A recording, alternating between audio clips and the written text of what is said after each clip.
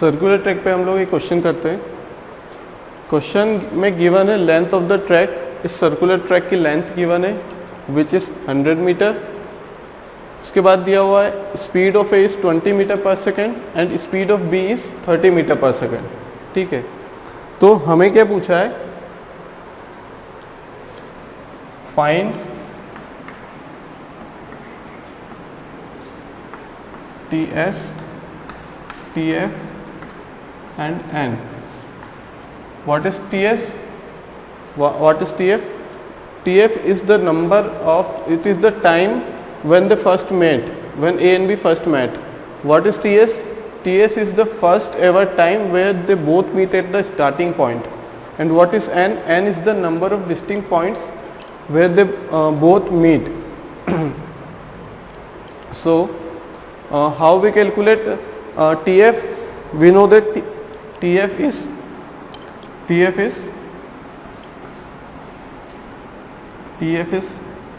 D upon A plus minus B.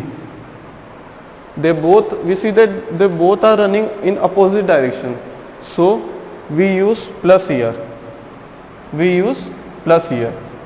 TF equal to D upon A plus B. So this is the formula. If we put values in the formula, what we get? 100, which is the length of the track. What is A? Speed of A is 20 meter per second. Here the question is in meter and meter per second, so we need not have to convert it into the kilometer per hour, or we does not have to use the conversion formula. So it comes out to be 100 divided by 50, which is 2, means 2 seconds. What is this 2 second? 2 second is the time required by both, or after the time when they both meet at a point.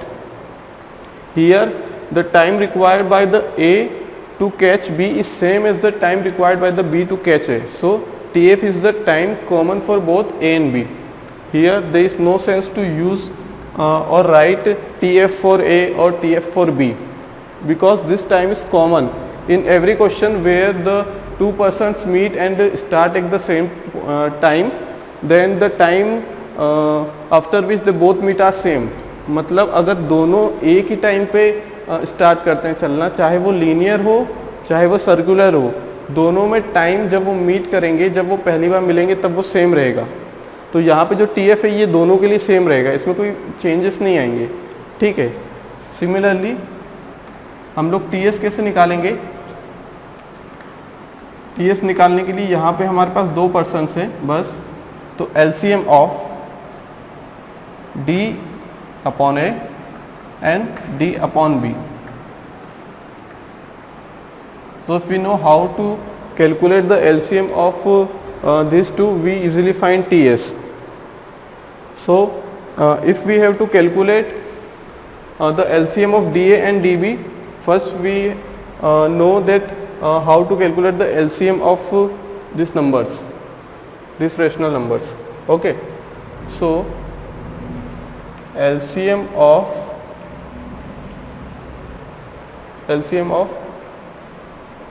A upon B and C upon D. LCM of A upon B and C upon D is simply LCM of A and C divided by HCF of B and D, or simply we can say that if LCM of the rational number, if we have to find the LCM of rational number, then how we calculate?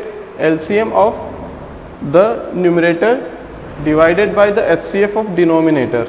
Here we see that LCM of A upon B and C upon D is what? LCM of A and C upon HCF of B and D. Clear? So here in this question we write LCM of, what is D?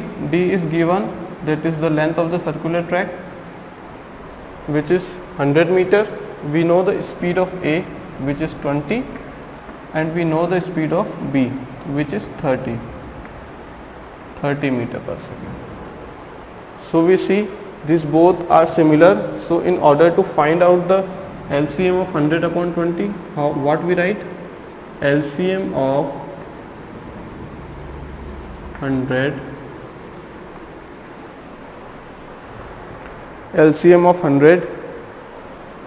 divided by HCF of 20 and 30. So we need that LCM of 100 and 100 is 100, and HCF, that is the highest common factor. Highest common factor is 10. We learn in the HCF and LCM unit about this. So it comes out to be 10 seconds. What is TS is 10 seconds and TF is 2 seconds. Okay.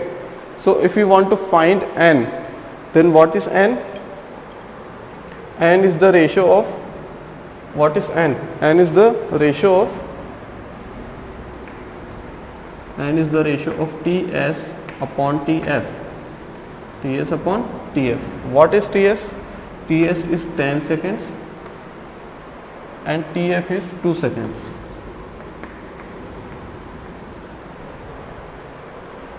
So TF is equal to 2 seconds, TS is equal to 10 seconds and N is equal to 5 seconds. कहने का मतलब ये है कि अगर A and B किसी circular track में opposite direction में ट्रैवल करेंगे तो A की स्पीड रहेगी 20 मीटर पर सेकंड मान लेते हैं, B की स्पीड 30 मीटर पर second.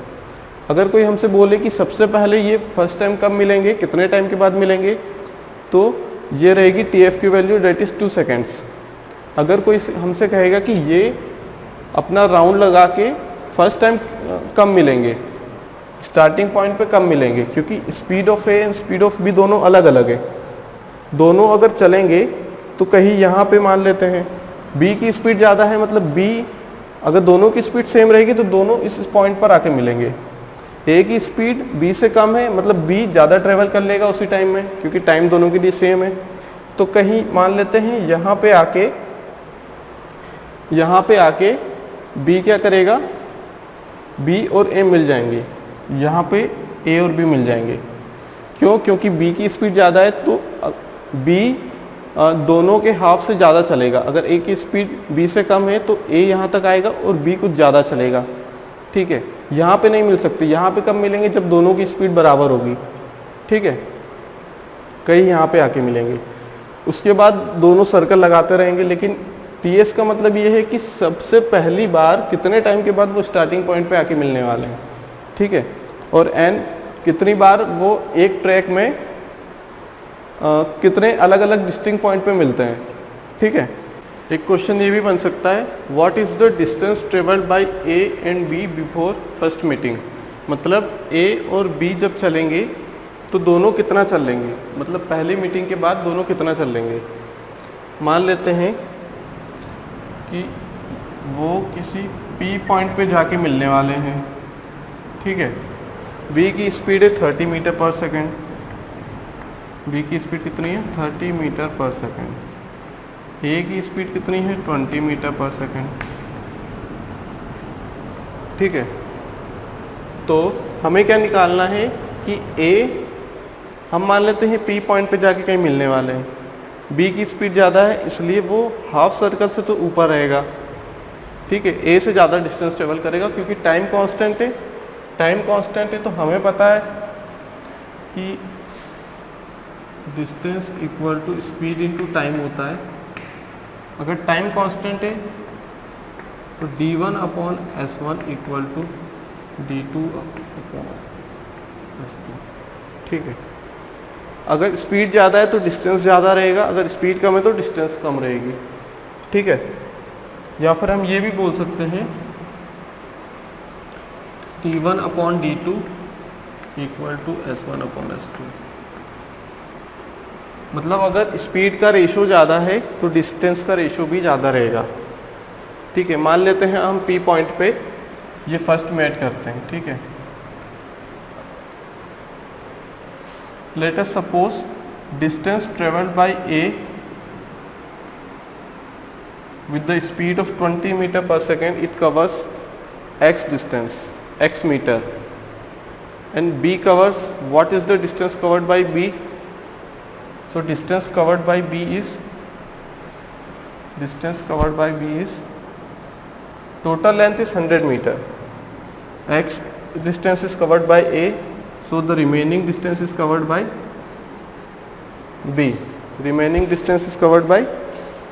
B. Understood? So how we calculate this distance? We know that TF is the first ever meeting time. TF is the time after which they both meet. So in order to find the distance traveled by A and B before meeting is, we use TF equal to 2 second, means time equal to 2 second. हम 2 seconds time लेंगे. क्यों? क्योंकि time दोनों के लिए same रहेगा. दोनों same time पे स्टार्ट किए, मान लेते हैं दोनों ने 10:30 पे चलना स्टार्ट किया. ठीक है. अब ये 2 सेकेंड बाद इस पॉइंट पे मिल जाएंगे. इसने डिस्टेंस कम ट्रैवल करी क्योंकि स्पीड कम थी, बी ने डिस्टेंस ज़्यादा ट्रैवल करी क्योंकि बी की स्पीड ज़्यादा थी. तो हम कैलकुलेट कर सकते हैं कि ए ने कितनी डिस्टेंस ट्रैवल करी और बी ने कितनी डिस्टेंस ट्रैवल करी. ठीक है. तो ये कैलकुलेट करने के लिए डिस्टेंस, हमें पता है distance equal to speed into time होता है. Distance travelled by A, speed of A TF. तो हमें पता है कि distance travelled by A equal to speed of A into time taken by A to reach P. P is the point where the first meet. Speed of A is 20 meter per second and time is 2 seconds. This comes out to be 40 meter. Distance come out to be 40 meter. 40 meter is the time, is the distance from A to P. So what is the distance traveled by B? Distance traveled by B is 100 minus 40, that is 60 meter.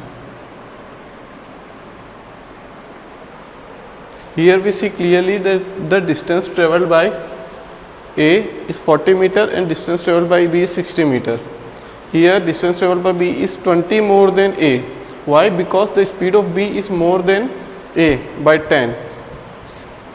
Or we say that dA upon dB. What is dA upon dB? 40 upon 60. This is 2/3. And what is SA upon SB? Speed of A upon speed of B is speed of A upon speed of B is 20/30, which is also 2/3.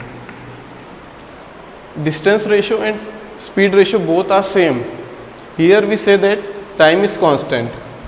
Here we say that dA upon dB equal to SA upon SB. Here the time is constant. It is only possible when time is constant. So यहाँ से भी हम पता लगा सकते हैं, अगर दोनों का रेशियो सेम आ जाता है तो हम ये बोल देंगे कि टाइम दोनों को सेम लग रहा है किसी पर्टिकुलर पॉइंट पे मीट करने के लिए. ये T इज़ कांस्टेंट. किसी भी क्वेश्चन की बात हो, जब दो पर्सन किसी भी पर्टिकुलर टाइम पे, वो टाइम दोनों का सेम होना चाहिए. मान लेते हैं 11 बजे कोई लड़का मुंबई से निकलता है और उसी टाइम पर कोई दिल्ली से निकलता है, दोनों एक दूसरे की तरफ आ रहे हैं. दोनों जब मीट करेंगे, जब दोनों का डिस्टेंस ट्रेवल्ड अलग अलग रहेगा, लेकिन दोनों का जो टाइम रहेगा वो सेम रहेगा. फर्स्ट मीटिंग के लिए टाइम सेम रहेगा. अगर दोनों की स्पीड सेम है तो डिस्टेंस ट्रेवल भी सेम रहेगा, और अगर डिस्टेंस अलग अलग है तो दोनों की स्पीड्स अलग अलग रहेंगी. ठीक है. Question number 2. क्वेश्चन नंबर 2 ये है कि distance travelled by A and B before first meeting at starting point. मतलब वो स्टार्टिंग पॉइंट पर सबसे पहली बार कब मिलेंगे, कितने टाइम के बाद मिलेंगे, ये हमने कैलकुलेट किया है. TS equal to 10 seconds. मतलब 10 सेकेंड अगर ये दोनों अपनी अपनी स्पीड से चल लेंगे तो ये किसी 10 सेकेंड के बाद ये अपनी स्टार्टिंग पॉइंट पे मिल लेंगे. ठीक है. पिछले क्वेश्चन में हमने देखा कि distance travelled by A and B before first meeting. सबसे पहले तो वो यहाँ पे मीटिंग हो जाएगी, यहाँ पे मिल लेंगे सबसे पहले, लेकिन यहाँ पे कितने टाइम के बाद मिलने वाले हैं ये टाइम कहलाता है ts। तो वही डिस्टेंस निकालनी कि a को कितना डिस्टेंस चलना पड़ेगा और b को कितना डिस्टेंस चलना पड़ेगा किसी पर्टिकुलर टाइम के बाद, मतलब 10 सेकेंड के बाद स्टार्टिंग पॉइंट पे मिलने के लिए। तो यहाँ पे क्या करेंगे हम, dA distance travelled by a, distance equal to speed of a into time. यहाँ पे हम टाइम कौन सा लेने वाले, ts, क्योंकि ts कौन सा टाइम है, जहाँ पे जिस टाइम के बाद वो अपने स्टार्टिंग पॉइंट पे आ जाएगा, a स्टार्टिंग पॉइंट पे आ जाएगा। मतलब कहने का मतलब क्या है, या तो वो एक सर्कल लगा लेगा, या वो 2 सर्कल लगा लेगा, या 10 सर्कल लगा लेगा, ठीक है। तो ये जो लेंथ दी है 100, ये 100 के मल्टीपल में आंसर्स आएंगे, DA और DB जो रहेंगे वो 100 के मल्टीपल्स में आएंगे, क्योंकि स्टार्टिंग पॉइंट पे बोला। अगर स्टार्टिंग पॉइंट पे वो एक पॉइंट पे स्टार्ट करने के बाद वो स्टार्टिंग पॉइंट पे तभी आ पाएंगे जब वो अपना 100 मीटर लेंथ का ट्रैक पूरा कंप्लीट कर ले। अगर वो 90 मीटर चला तो वो यहाँ पे पहुँचेगा। इसका मतलब ये है कि वो जो हम आंसर कैलकुलेट कर रहे हैं वो गलत है। हमें कैलकुलेट करना है कि वो स्टार्टिंग पॉइंट पे जब आ जाएगा, जब दोनों मीट करेंगे, तब उसने डिस्टेंस कितना ट्रेवल किया है। तो हम जो टाइम यूज़ करने वाले हैं वो ts रहेगा। यहाँ पे स्पीड ऑफ ए कितना दिया है, स्पीड ऑफ ए गिवन है हम लोगों के पास 20 मीटर पर सेकेंड। कितना, 20 meter per second. And ts हमने कैलकुलेट किया है अभी 10। टोटल कितना हो जाएगा, 200 मीटर, मतलब 200 मीटर। 200 मीटर चलने के बाद A 200 मीटर चलेगा, B कितना चलेगा, distance travelled bye B, speed of B into ts। Okay, speed of B कितना है, स्पीड ऑफ B है 30 मीटर पर सेकेंड। टाइम कितना है हम लोगों के पास, 10। It comes out to be 300 metre. यहाँ पे हम क्या बोल सकते हैं, DA 200 मीटर है, DB 300 मीटर है। कहने का मतलब DA कितना सर्कल चलेगा, DA चलेगा अगर एक सर्कुलर ट्रैक 100 मीटर का है, ठीक है, 200 equal to 100 into n, number of circles या नंबर ऑफ राउंड्स। तो यहाँ पे n कितना आ जाएगा, 2। मतलब A ने कितना चल लिया, 2 राउंड चल ली, ये 100 के मल्टीपल में आया, ये भी 100 के मल्टीपल में आया, मतलब हमारा आंसर राइट है, ठीक है। अगर B की बात करें तो B ने कितना चल लिया, 100 मीटर का एक ट्रैक है, मान लेते हैं हमारे पास n ट्रैक है, मान लेते हैं n राउंड्स लगे हैं, ठीक है। टोटल डिस्टेंस कितना है हमारे पास, 300। यहाँ से n कितना आ जाएगा, 3। यहाँ पे n से मतलब है number of circular rounds after which they both meet. जब दोनों मीट करेंगे तब A ने कितना ट्रैक चल लिया होगा, 2 राउंड लगा लिए होंगे, और B ने कितने राउंड लगा लिए होंगे, 3, ठीक है। क्योंकि B ने ज़्यादा राउंड क्यों लगाए हैं, क्योंकि speed of B is more than speed of A, मतलब इसने 2 राउंड लगा लिए हैं, इसने 3 राउंड लगा लिए, ठीक है। How to calculate number of rounds in a circle. कहने का मतलब ये है कि अगर कोई सर्कुलर ट्रैक है, ठीक है, और हमें गिवन है कि कोई पर्टिकुलर इंसान किसी पर्टिकुलर स्पीड से इस सर्कुलर ट्रैक के चक्कर लगा रहा है, ठीक है। मान लेते हैं उसने एक सर्कल लगाया, ठीक है, तो उसकी डिस्टेंस कितनी हो जाएगी टोटल, एक सर्कल में distance travelled bye the person, distance traveled by person in 1 round, person in 1 round, मतलब एक चक्कर लगाने में उसने कितनी डिस्टेंस ट्रेवल करी, वही क्या है, 2πr,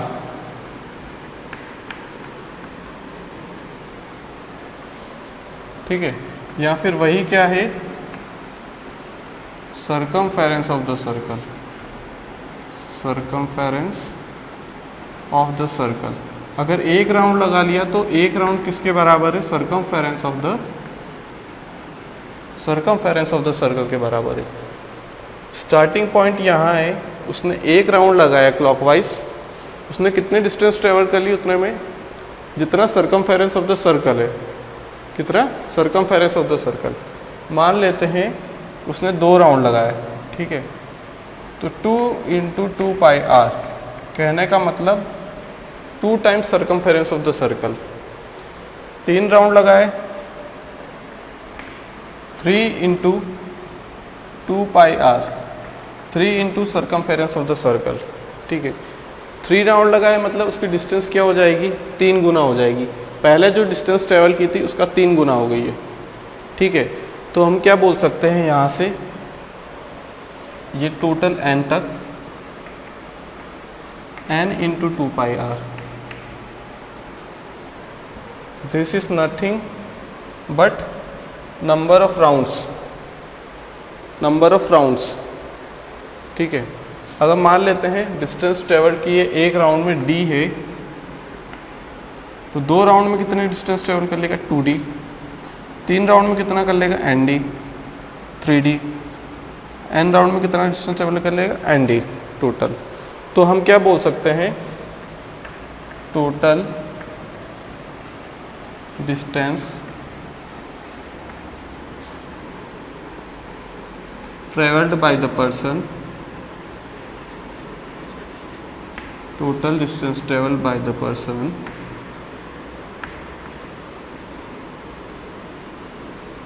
is nothing but something multiplied by 2 pi r, something multiplied by 2 pi r. What is this something? This is the number of rounds. So the total distance traveled by the person is equal to n × 2 pi r. Let the total distance be d, okay, total distance be d, then d equal to n × 2 pi r, n × 2 pi r, where r is the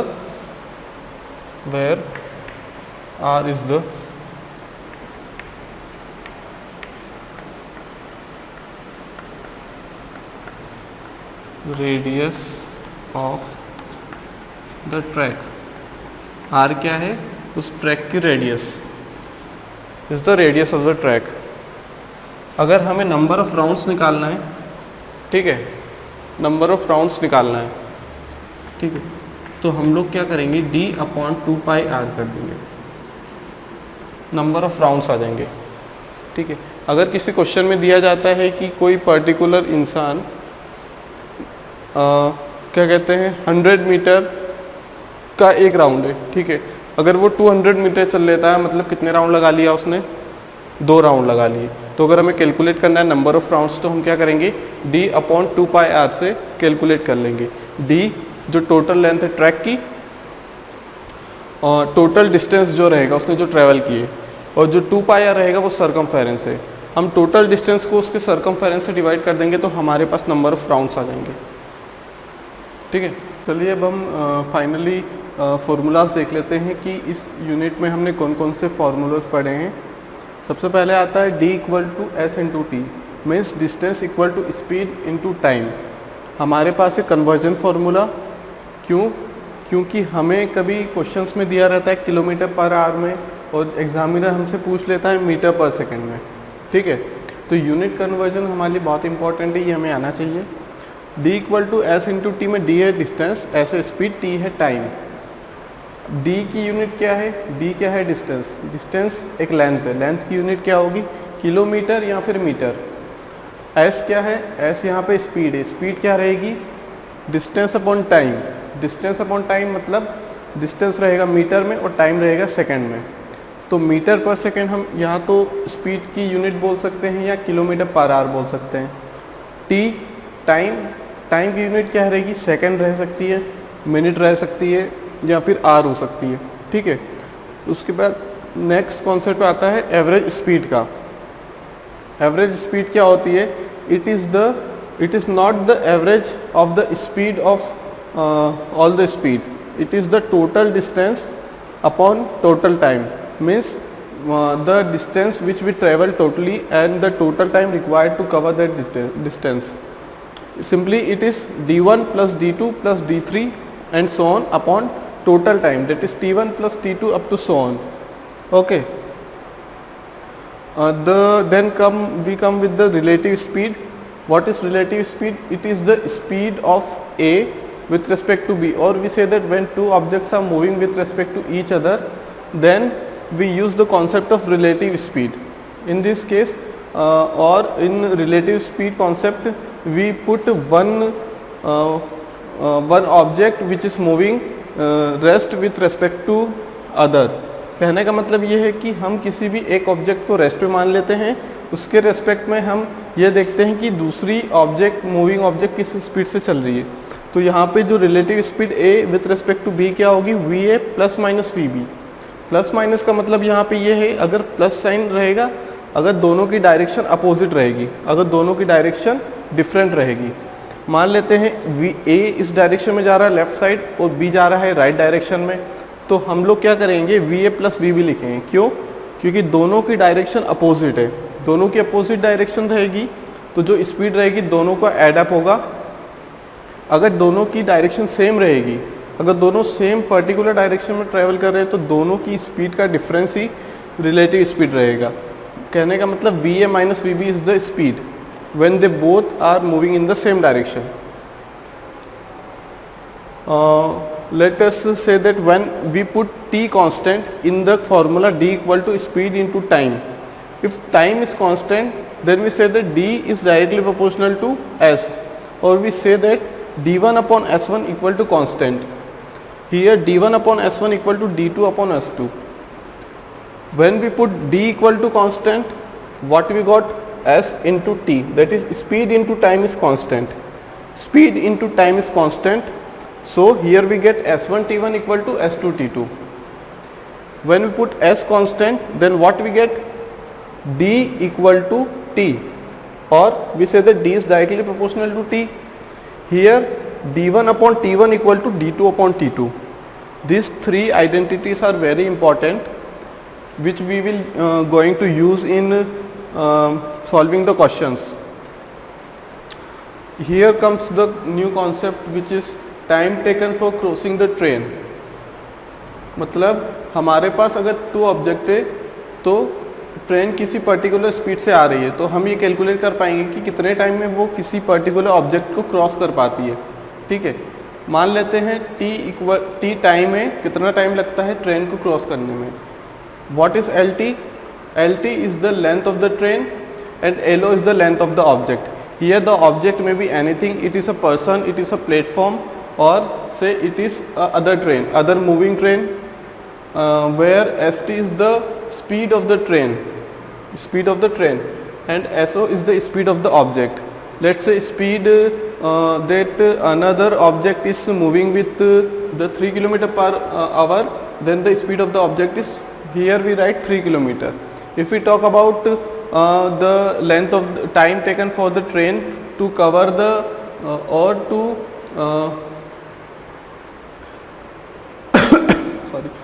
to cover the whole platform, then here in this case length of the platform is LO and the SO is 0.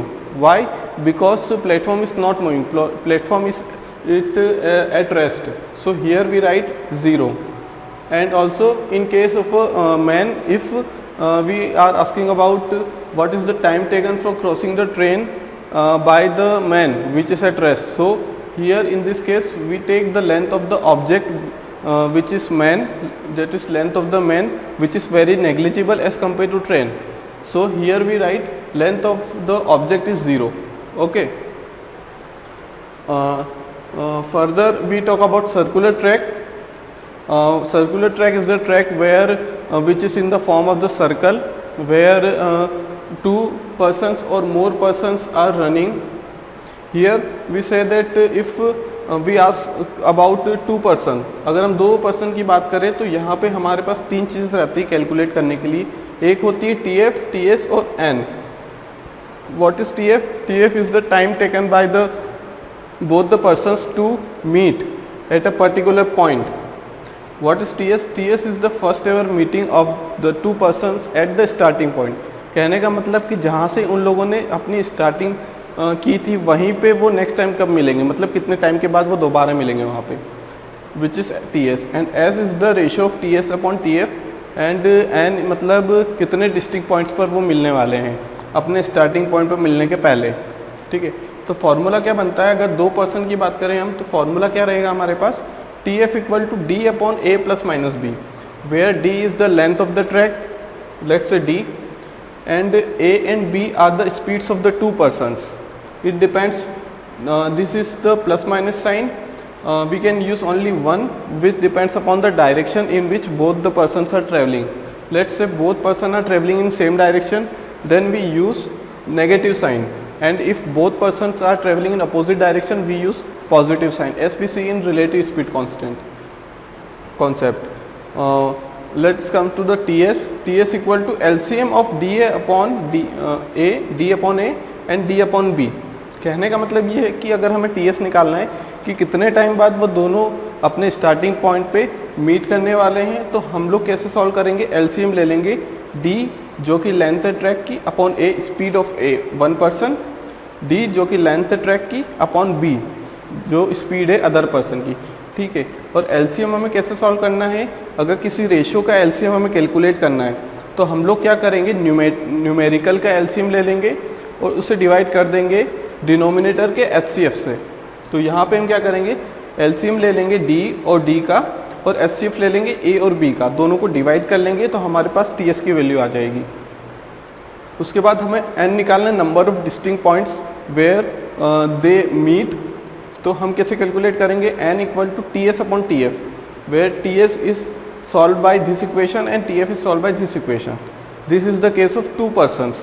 If we talk about more than two persons, then we can say TF is the LCM of D upon B minus A, D upon C minus A, where the small letters are we use for speed. B is the speed of second person, A is the speed of first person, C is the speed of third person, and so on. TS can be calculated by LCM of D upon A, D upon B and D upon C. Similar in case of TS for two persons, and N is same for both, that is TS upon TF. Here we can say TF upon TS upon TF is N. N is same number of distinct points where they meet before meeting at a particular point, that is, and the particular point is the starting point.